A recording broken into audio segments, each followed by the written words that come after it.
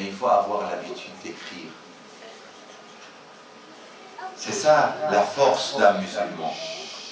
Avant tout, de savoir comment écrire des beaux articles, des livres intéressants, riches de savoir. C'est ça l'islam, c'est ça le Coran, c'est ça Rasulullah sallallahu alayhi wa sallam. Il est envoyé pour changer la société, pour éduquer la société. Iqra. Et ici, la plume, c'est le signe de Rasulullah et de l'islam. C'est d'écrire. De répondre, si quelqu'un vous insulte, est-ce que vous l'insultez? Non, qu'est-ce que vous faites? Si quelqu'un vous insulte dans la rue, qu'est-ce que vous devez faire? Le prophète, qu'est-ce que nous a appris? Oui, de l'ignorer. Ou, encore mieux, de dire salam, de dire salut sur toi.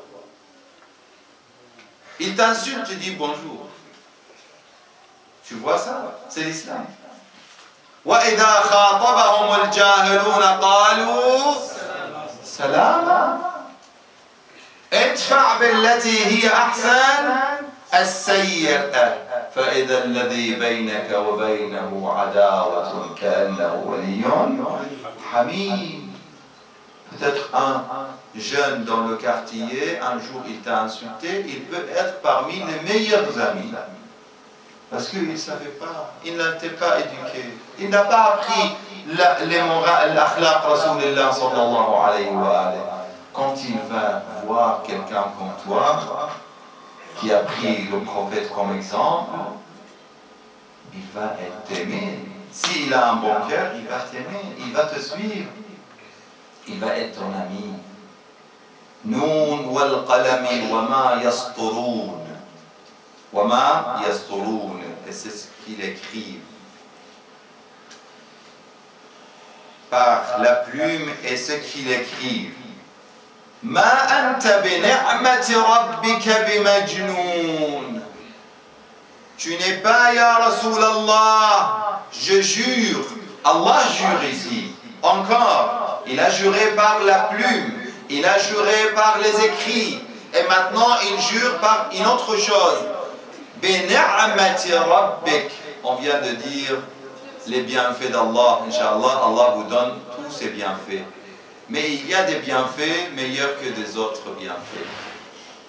S'il te demande, est-ce que tu veux une voiture, une belle voiture, ou tu veux avoir plus de savoir, de connaissances? Les gens souvent ils disent, non, non, donnez-moi la belle voiture. Qu'est-ce que je vais faire avec la connaissance et le savoir?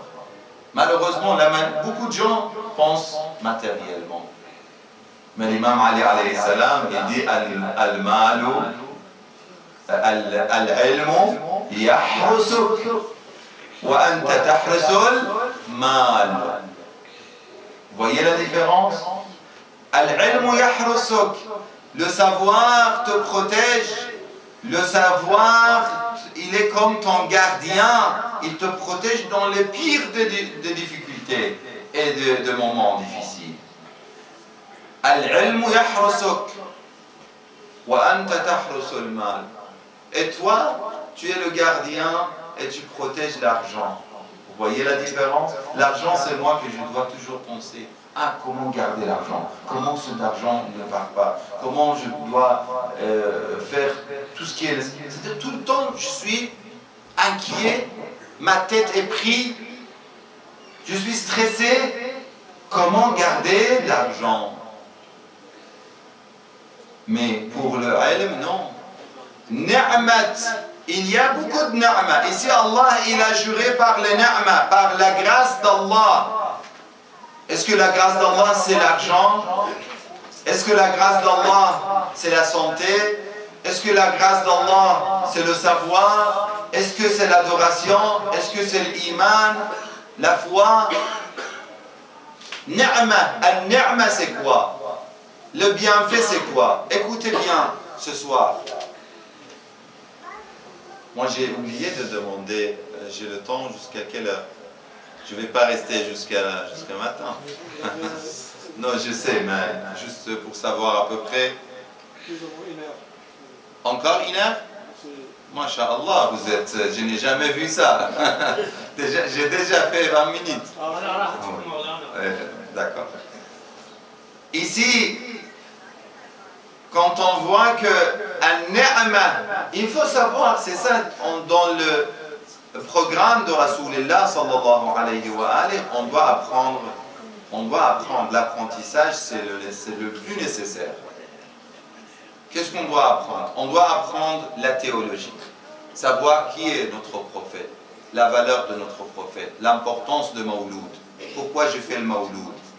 Les gens qui vont attaquer cet événement, cette occasion, est-ce qu'ils ont des arguments ou ils n'ont pas? Ça, on va voir rapidement, Inch'Allah. Je vais venir. Je vais revenir plutôt. Deuxième chose, je dois aussi apprendre ça veut dire les leçons de l'islam dans les traditions de Rasulullah sallallahu alayhi wa alayhi et Ahl al-Bayt qui peuvent me servir dans la vie, pour moi, pour mon épouse, pour mes enfants, n'est-ce pas? Après, Allah subhanahu wa ta'ala, il dit Ma anta bi ni'mati rabbika, par la grâce. Allah jure par une ni'ma. Qui peut m'expliquer c'est quoi ni'ma? Mes enfants. Ni'ma, oui. Oui, allez-y, bismillah. Ni'ma, oui. Non, le bienfait. On n'est pas loin de se dire le bienfait. Exactement. Ça nous amène vers le bonheur. Parce que c'est ni'ma. En arabe, le contraire de ni'ma, on dit c'est niqma. On a ni'ma et on a niqma. Le bienfait, c'est ni'ma. Et le niqma, c'est quoi? Comment on traduit niqma? Oui? Non, c'est le contraire. C'est malheur. C'est celui, ça veut dire les choses qui nous amènent vers le malheur, qui ne sont pas des grâces. C'est le contraire de grâce, le contraire de bienfait. Ce qui peuvent nous amener vers le mal. Excusez-moi. D'accord? On a ni'ma et on a niqma. L'argent, est-ce que c'est ni'ma ou c'est niqma? Oui. Niqma? Masha'Allah. Mais pour l'imam al-Baqir, écoutez bien. Ça, c'est une belle histoire. Un jour, l'imam al-Baqir, alayhi salam, il a rencontré Jabir al-Ansari. Il a dit, Ya Jabir, kayfa asbaht? Comment tu vas, Ya Jabir? Jabir, il était un des compagnons importants de Rasulullah, connu et proche de Rasulullah sallallahu alayhi wa alayhi. Et il aimait beaucoup l'imam al-Baqir. L'imam al-Baqir était encore un enfant, un jeune enfant. Mais un jeune enfant, mais imam, c'est pas pareil. Après, je peux vous dire, mes enfants, écoutez bien. On avait des histoires des gens et de jeunes enfants qui n'étaient pas des imams, mais qui étaient des génies. Vous connaissez les génies? Les génies qui sont très intelligents. Mais comment on peut avoir cette qualité? C'est par la réflexion, si on réfléchit. S'il vous plaît, ne jouez pas avec le portable. Écoutez-moi, mes enfants. Le prophète, l'imam al-Baqir, il a dit Kayfa asbaht? Comment tu vas, Jabir? Jabir, il a dit je suis arrivé à un moment, je suis arrivé à une situation que je préfère avoir la pauvreté et pas de l'argent. J'aime pas l'argent. J'aime la pauvreté. J'aime pas la santé. J'aime la maladie. Je préfère la maladie parce que c'est des preuves d'Allah subhanahu wa ta'ala. Je préfère la mort que la vie. Est-ce que vous êtes d'accord avec Jabir? C'est très important ce qu'il dit Jabir. Les gens qui ne cherchent pas l'argent, ils sont des gens qui ont dépassé des étapes et des étapes pour arriver à ce moment, à ce stade, pour dire que je n'aime pas l'argent, je ne cherche pas l'argent. Les gens que, quand la maladie arrive, ils disent Alhamdulillah, mes péchés sont tombés, sont partis. Grâce à cette maladie, à cette épreuve d'Allah subhanahu wa ta'ala. Les gens qui aiment la mort, pour eux la mort, c'est quelque chose d'agréable parce qu'ils sont prêts pour partir. Ils ont un bon bagage. Zad, on dit zad, ils ont ça. Il est arrivé à un niveau important, Jabir.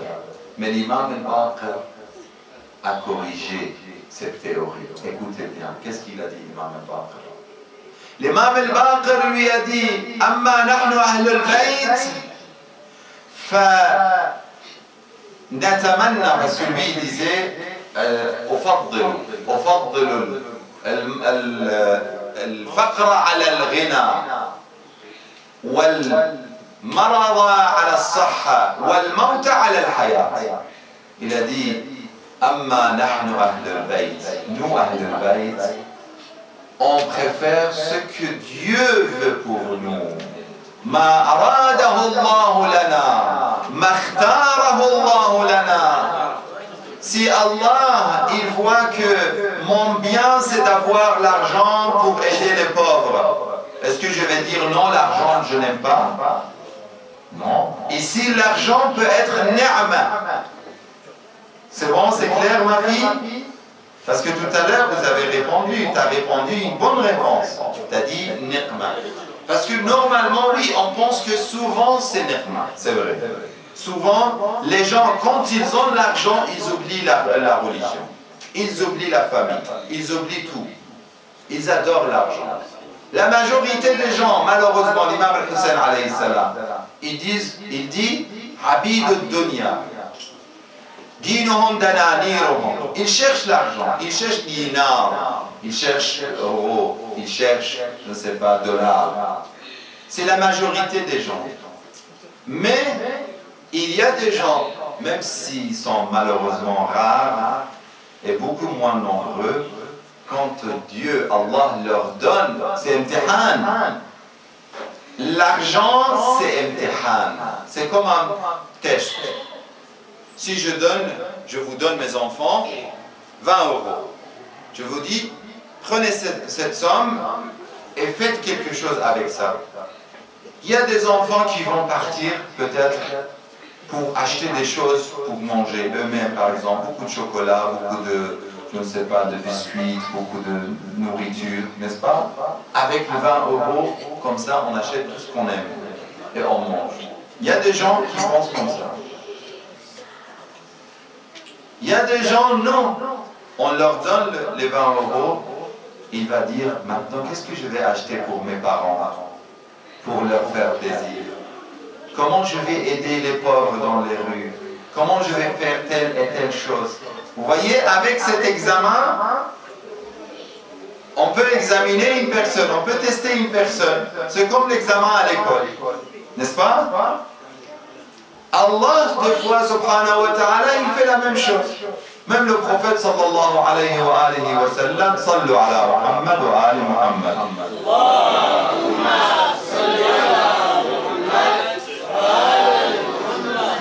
Un jour, il a donné une somme d'argent, le prophète. À qui? À Salman al-Muhammadi. Salman al-Muhammadi. Il a donné, le prophète, il a donné une somme d'argent. Un dirham, par exemple. Il a donné la même chose, une somme à Abu Dhar al-Ghafari. Il a donné à plusieurs personnes. Ils sont partis. Le soir, le prophète a posé la question à plusieurs compagnons et à Salman. Qu'est-ce que tu as fait avec la somme que je t'ai donnée ce matin? Salman, très facilement, ça veut dire, même, ils disent que le prophète a demandé à chaque personne, avant de dire ça, de se mettre debout sur un endroit qui était chaud, peut-être à cause de la chaleur, c'est-à-dire que c'était difficile de rester longtemps et longuement sur cet endroit-là. Elle était très chaude. Il a demandé à Salman. Salman, il est parti, il était là-bas, il a dit Anfaqtuha fi sabilillah ya Rasulallah. Et il est parti. Très facile. La réponse très facile. La deuxième personne est arrivée. Il a dit Ya Rasulallah, j'ai donné une partie pour fi sabilillah, et une partie pour ça, et une partie pour ça, et une partie. Il devrait rester plus longtemps. Et une troisième personne pareille. Vous voyez, le jour de jugement, c'est la même chose. Ils vont poser la question. Celui qui a donné l'argent pour faire plaisir à ses parents, pour aider les gens, pour aider sa famille, pour les enfants aussi. Parce que c'est pas l'islam, c'est pas comme certains le pensent. C'est-à-dire de garder notre famille pauvre. Non. De ne pas dépenser sur notre famille, c'est le contraire. Il faut dépenser. Il faut dépenser. Mais il faut penser au jour qu'on sera interrogé. Ils vont nous dire qu'est-ce que vous avez fait. La tajuzu qadama abdin ala as-sirat yawm al-qiyamah hatta yus'al an arba'. Vous connaissez le hadith connu? حتى يسأل عن أربع عن عمره فيما أفناه وعن شبابه فيما أبلاه وعن ماله مما اكتسبه وفيما أنفقه وعن ولايتنا أهل البيت. اللهم صل على محمد. Dans ce cas-là, ici, on voit que Ni'mah et Niqmah, on ne sait pas. L'imam al-Baqir, il dit peut-être si l'argent c'est Ni'mah, non. Si je suis bien dans l'examen, si je peux donner, et Allah, il veut l'argent pour moi, pour faire de bonnes choses, et donner les pauvres, aider les gens, pourquoi dire que je ne veux pas l'argent? Mais si je suis sûr de moi, attention. Deuxièmement, la maladie et la santé. Pareil. Si je profite de ma santé, c'est très important. Parmi les choses que dans les doigts de Laylatul Qadr on doit faire, c'est de demander la santé. Mais pour profiter de la santé pour de bonnes choses. Si Allah me donne une bonne main, saine et sauve, mais avec cette main, je tape les faibles. Je pense que je suis fort. Je peux frapper les gens. Par exemple, je dis, s'il me donne les yeux, au lieu de lire le Coran, je lis de mauvaises choses. Je regarde de mauvaises choses. Allah me donne la langue pour dire de bons mots, de belles paroles. Au lieu de faire ça, j'insulte. Je brise le cœur des gens. Je brise le cœur de ma femme, mes enfants, mon époux, mes parents, ma famille. Non. Tout ça, si c'est Allah me donne la santé pour profiter de ses membres et de mon corps pour les bonnes choses. Pareil à la hayat. Si Allah me donne la vie, je dois toujours dire Allahumma atal fi a'malina. Oh mon Seigneur, Ya Allah, donne-nous une longue vie, mais une longue vie pour être dans le service d'Allah, dans l'adoration, dans les bonnes œuvres. Si Allah me donne une longue vie et je suis dans les péchés, est-ce que c'est bon? L'imam Al-Kadhim alayhi salam, ou l'imam Zayn al-Abidin alayhi salam, il dit وَإِنْ كَانَ عُمْرِي فَإِنْ كَانَ عُمْرِي مَرْتَعًا لِلشَّيْطَانِ فَاقْبِضْنِي إِلَيْهِ. Si ma vie est devenue comme prairie pour Iblis, Iblis est très content de ma vie, parce que ma vie c'est dans le service de Iblis et de Shaitan, c'est pas dans le service d'Allah subhanahu wa ta'ala. Si ma vie vient dans ce sens-là, Ya Allah, prends ma vie, prends mon âme, je ne veux plus rester dans la vie. L'imam Zayn al-Abidin, il apprend ça à nous, et lui, il est l'imam al-Ma'soum, on sait qui est l'imam Zayn al-Abidin. Ni'ma ici, Allah jure par le ni'ma. Allah subhanahu wa ta'ala dit Ma anta, tu n'es pas ya Rasulallah, bi ni'mati rabbik, bi ni'mati rabbik, par la grâce de ton Seigneur, un possédé, bi majnoun. Vous imaginez pourquoi majnoun? Pourquoi Allah, il jure plusieurs fois dans cette sourate pour dire que tu n'es pas majnoun, tu n'es pas fou, tu n'es pas possédé. Tu n'es pas possédé. C'est pas fou ici, majnoun, yani man rakibahu al-jinn. Tu n'es pas possédé. Pourquoi? C'est-à-dire celui que le djinn, il est entré dans son... C'est-à-dire, il est possédé par le djinn. Pourquoi Allah jure pour dire que ce n'est pas vrai? Parce que malheureusement, les gens étaient en train d'accuser Rasulullah sallallahu alayhi wa sallam. Et il y avait des gens qui acceptaient cela. Mes frères et mes sœurs, attention à vos oreilles. Je répète ce soir, dans la nuit de Rasulullah sallallahu alayhi wa sallam. Attention à vos oreilles. Attention à vos oreilles. Attention à vos oreilles. Peut-être vous, alhamdulillah, Inch'Allah, peut-être. Pour moi, je vois les visages lumineux dans ce majlis. Inch'Allah, vous ne faites pas riba. Vous ne faites pas la médisance. Vous ne parlez pas mal derrière les gens. Mais attention, n'acceptez pas aussi d'écouter la médisance. Parce que quand tu écoutes la médisance, petit à petit, tu seras influencé par la médisance. Tu vas dire, oui, c'est vrai que non, je ne pense pas, mais, tous les problèmes viennent de mais, le mot mais j'ai entendu qu'ils disent ça, j'ai entendu, je ne suis pas sûr. Mais vous savez, avec ça, on a vu détruit, et ça veut dire des vies des gens détruites. On a vu des couples qui étaient arrivés au divorce à cause de ça. On a vu des frères et des sœurs qui ont coupé le lien entre eux. Et ainsi de suite. Je ne vais pas encore donner des exemples. À cause de cette histoire que, oui, mais ils disent ça. Je ne sais pas, je ne suis pas sûr. Non, dis c'est pas vrai. Dis c'est haram. Ayatollah Al-Isfahani, un grand savant, Abu al-Hassan al-Isfahani. Vous savez comment il est devenu un grand Ayatollah al-Najaf? Il était à Isfahan. Il était un jeune, mais mu'min, un jeune croyant, un jeune mu'min. Un jour, il était dans une assise, dans